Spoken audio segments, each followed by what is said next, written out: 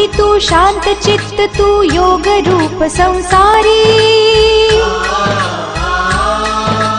दया प्रेमान मानवतेचे प्रतीक तुझी ईश्वरी